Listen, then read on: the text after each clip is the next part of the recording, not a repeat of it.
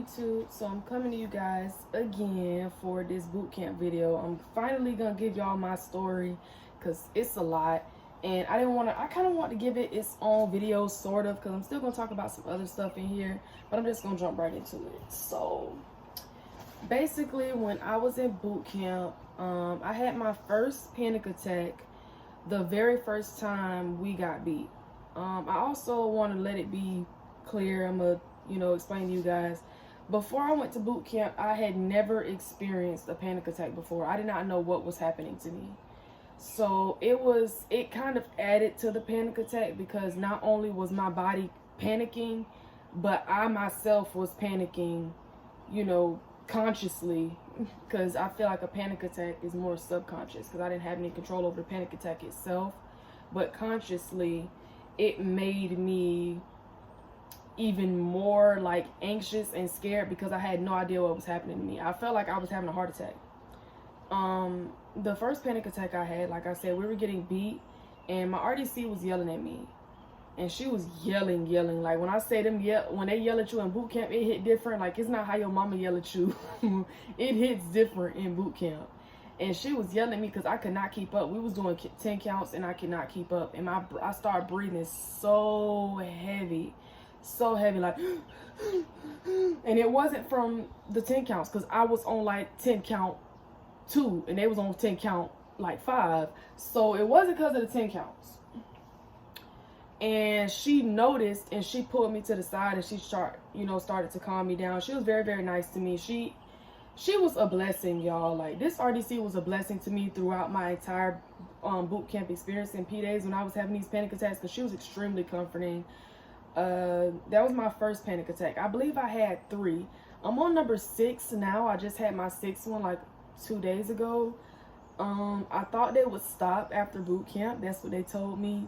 They didn't.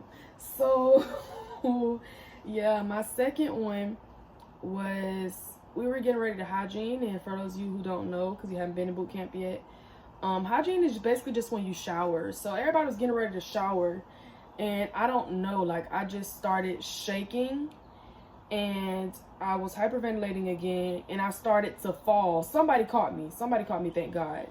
Because there's no recruit-to-recruit contact, but if somebody's falling, like if you see someone's about to fall or pass out, then you're allowed to catch them. So I was by my bunk, because I was getting all my things together to hygiene, and I was next to my bunk.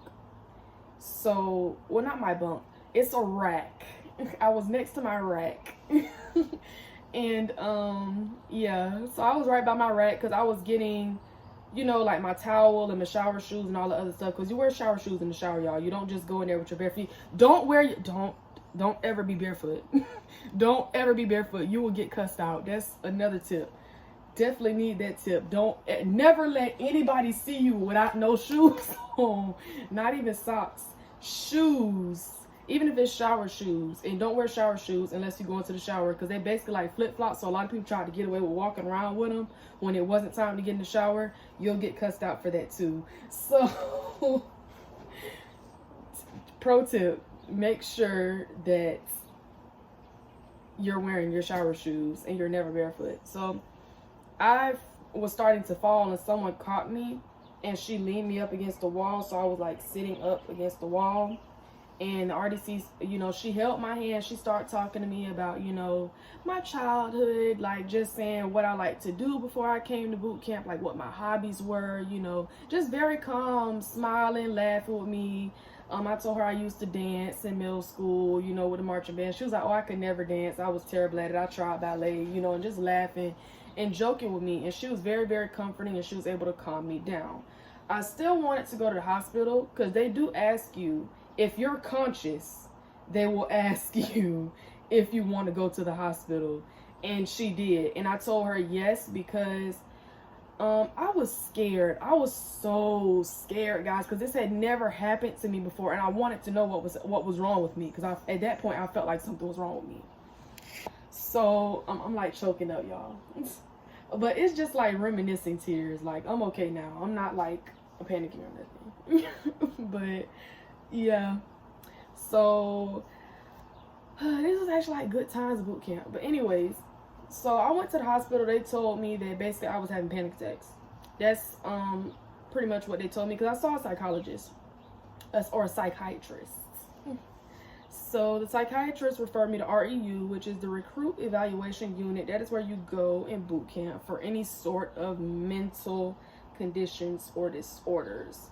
And they told me to go at REU, and they put me on SIQ. SIQ is boot camp lingo for sick in quarters, meaning you cannot do anything but eat and sleep. Eat, sleep, shower. That is it. You can do nothing else. When I say nothing else, you can do nothing else. If your division is going somewhere, like let's just say they're doing firefighting, they have to put you in another division that's in-house, because they have to watch you. Somebody has to be there to watch you, because you know, sometimes people that have that SIQ, they might be on certain medications, so you know, they have to watch you. So yeah, especially with, they make you SIQ when you have any like mental situation going on, because you might be suicidal. So, and they also give you a chit. You tape your chit to the bed. The chit basically says this person is SIQ, this person is SIQ for this long, this chit expires on this day, meaning your SIQ expires that day. And you tape it to your bed, that way you don't get cussed out, and whoever the RDC that you're housed with, or even if it's your RDC, because they forget. There's a lot of recruits when you first start out, a lot of recruits, so they don't remember everything. I mean, you know, that's, the yeoman's supposed to keep up with that, but it'd be a lot of people. So yeah, so make sure you tape it to your rack, because that's how they know that you're SIQ and you won't get yelled at in your sleep, because it's happened to me. It's happened to me. So yeah, well, no, actually I've gotten yelled at for not being in my rack while I was SIQ, but that's another story. So I got boot camp story times for y'all. Like, I got some good story times. I got a COVID boot camp story time. I was in quarantine during boot camp. I got the tea for y'all. So let me know in the comments if y'all want that quarantine boot camp story time, because that story time is low-key lit. Like, quarantine was my favorite part of boot camp. So yeah. They took me to REU. REU told I talked to the psychiatrist about things that happened in my childhood and stuff like that might have contributed to me having a panic attack. They weren't really able to figure out why I was having the panic attacks. And you know, they asked me if I wanted to go home. I said yes.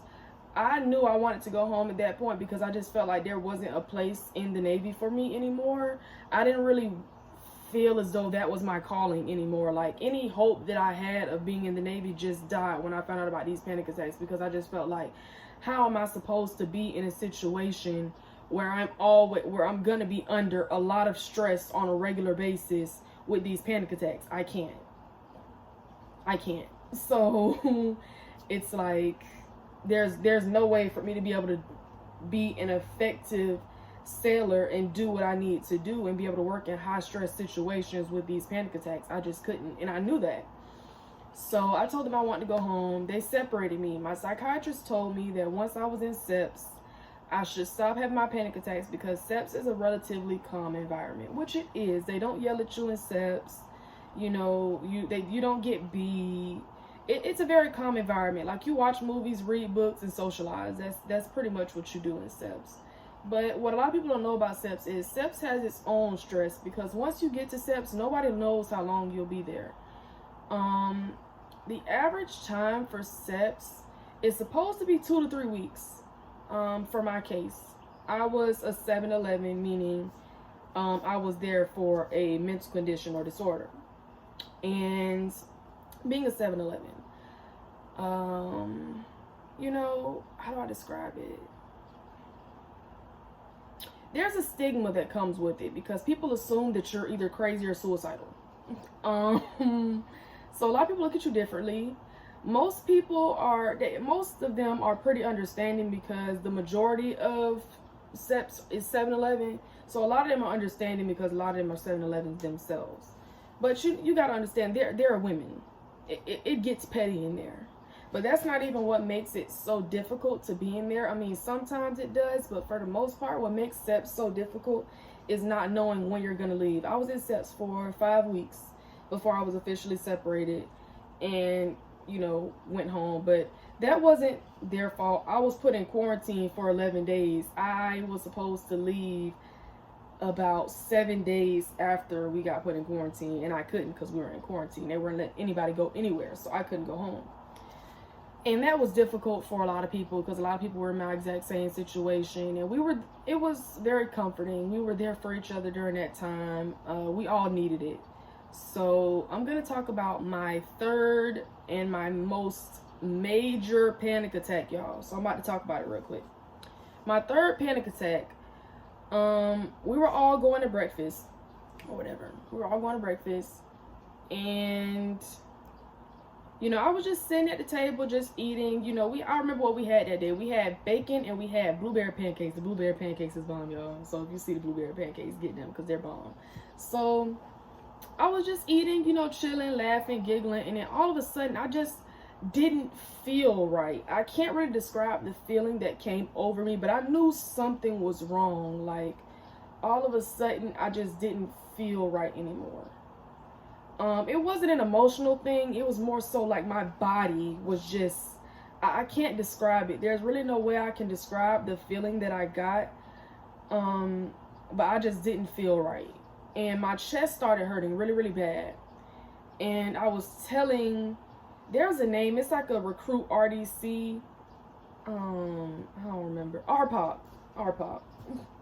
So RPOP is basically your recruit RDC. They do the stuff that the RDCs do, but as a recruit, and they get picked. So I was telling our RPOP at the time, I was like, I don't feel good, like my chest hurt.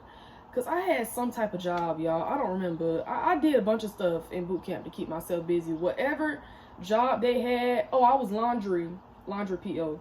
It's not really that deep. I ain't getting no official seat or nothing. But I was laundry PO, so I would be like in the circle. Because I was a social person in boot camp. I'm not a social person. I'm very antisocial. But in boot camp, you have to be social because being social in boot camp can save you. Like, it really can. I don't know where I would be in boot camp if I hadn't decided to be a more social person while I was there. So, going back to the panic attack. So, I told her my chest was hurting. She was just like, okay, if we get back to the compartment and your chest still hurting, then go to sick call. They was telling people not to go to sick call unless it was an emergency because, coronavirus. People were starting to get corona inside of boot camp. So they was telling people not to go to sick call unless they really, really had to. So I was like, okay. And my chest kept hurting.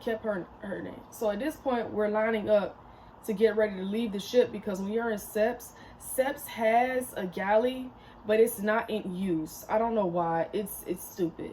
But the galley in SEPS is not in use, so you have to go to other ships or buildings. They're buildings, but you're going to call it a ship. You have to go to other ships to eat. So we were getting ready to leave and go back to the SEPS building or the SEPS ship, and we were lining up. We were outside. It was cold that day. I remember because I had on my knit cap. I had on my knit cap, and I remember being cold, and I remember just standing there, and I remember nothing after that. I remember standing there and shaking, and I don't remember much after that. I vaguely remember falling. They say it was actually, the other recruits was telling me it was actually kind of funny because the girl that caught me was super tiny. She was like 4'11". And I'm 5'4", and I was probably like 140 in boot camp because I lost some weight, and she was probably like 100 pounds. And they say it was kind of funny, like somebody else had to get her for me and just lay me down. I remember waking up on the floor and like 5 RDCs being in my face. I couldn't see them because I was on the ground and they were standing up still, and I wasn't looking up because they told me to stay still. My entire body felt heavy. My whole body, I felt like I couldn't move. Like, I don't really know how to describe it. It just felt as though I couldn't move anything because everything on me felt heavy. My arms, my legs, my head. I just laid there like this. And they called the ambulance for me. The ambulance took me to FHCC. For those who don't know, FHCC is basically the hospital. It's a little ways away from boot camp. Not really. It's like down the street. So, yeah, they took me to FHCC and they did an EKG and they took blood and whatnot for me because they told me that even though it was only for a couple seconds, I did pass out. based on, you know, what I said and what the RDCs told them. I had passed out, even though it was only for a couple seconds. So they said they have to do an EKG. My heart was completely fine. Blood, completely fine. Nothing was wrong with me physically. Nothing was physically wrong with me as far as my health. And they basically told me, you know, it was another panic attack. The RDCs were very, very nice to me after that. The one RDC that seen it happen, he said it looks like a seizure, and he was constantly checking on me whenever he was there. He would always ask me how I'm doing, how I'm feeling, you know, if I was all right. A lot of RDCs will be very, very comforting and very understanding, but you have to understand that if you are unfortunate enough to be in a situation like this whenever you're in boot camp, that in the military especially, people don't understand mental health conditions. They just don't understand it. So a lot of them might feel as though it's something that you can control. Like, I got very, very depressed because the RDC told me that I had to control my emotions better when it came to my panic attacks. And it's just like, it felt like a slap in the face to me, because it's like, how can I control this? And I never knew I had it. I had never experienced this a day in my life until I had got there. And it made me very, very depressed. And I was like suicidal.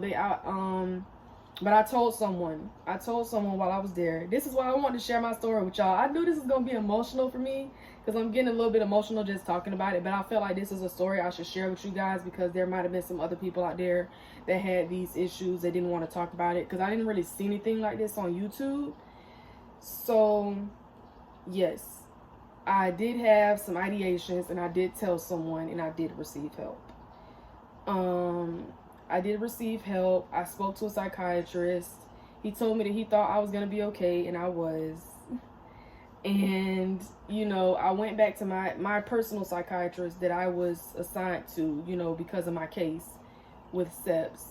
And, you know, he said the same thing. He told me that once I got home, I should be fine. I wasn't. I still suffer with panic attacks to this day, guys. Like I said, I had one about 2 days ago. My husband was like, he was very good. He was kind of freaking out a little bit, because I've been with my husband for, it's about to be 3 years this month, at the end of this month. And I never had panic attacks before. So it was something very new to him, and he's still getting used to it. But that is my story, guys. That is my boot camp story. I didn't expect it to take this long, but I also wanted to give you guys this tip for boot camp. This is my boot camp diary, y'all. I bought this at the Next, and I wrote about like all my meaningful experiences in here. Like anything that made you really sad, or anything that made you really happy, anything that was significant to you in boot camp, I would recommend you write it down, because one, is good for memories, and two, it just helps you kind of get through it. Like, I put the day I arrived up to boot camp, March 4th, 2020. I was in Division 175. I went to SEPS March 16th, 2020. I had a close friend. She got her departure date, and I put the date that she left. I put the date I had my third major panic attack, the one where I passed out and I had to go to FHCC. That was March 27th. I put the day I went to FHCC for the ideation. And I also put my departure date. I mean, of course, I didn't go home when I was supposed to. I was supposed to go home April 9th. Didn't go home till like April 23rd. Because of quarantine. But, yeah. So, yeah, I got quarantined April 12th. I got quarantined on Easter, guys. That's going to be a fun story time if y'all want to hear about how me and the entire, most of female SEPs got quarantined on April 12th. And I saw snow for the first time on April 17th. Because I had never seen snow before. And seeing snow made me so happy, guys. Like, that was the happiest I had ever been in my life. Even though I was in boot camp, I was so happy seeing that snow. Because I live in Florida. I'm from Florida. I was born in Florida. I've never lived anywhere but Florida. So I had never seen snow before. And I played in it. Like, I reached out and I touched it. Because, you know, I was in SEPS. They not going to yell at me for being outside and touching some snow. Like, I felt it melt on my gloves. Like, that was the happiest I had ever been. So, this concludes my story. I hope that this helps someone out here. I'm definitely going to do some more boot camp videos, because I feel like I got some fun story times. Like, I don't know. But I'm definitely still going to come back with some more boot camp videos, because I got some more tips for y'all. I didn't forget, and I do want to do a story time or two. So yeah, thumbs up this video if it helped you, or dislike it if you didn't like it. Either way, give me a subscribe if you enjoy my content. And I'll see y'all next time. I got your back just like a skirt, but let me heal where it hurt. Oh. Let me wrap my arms around you like a band-aid.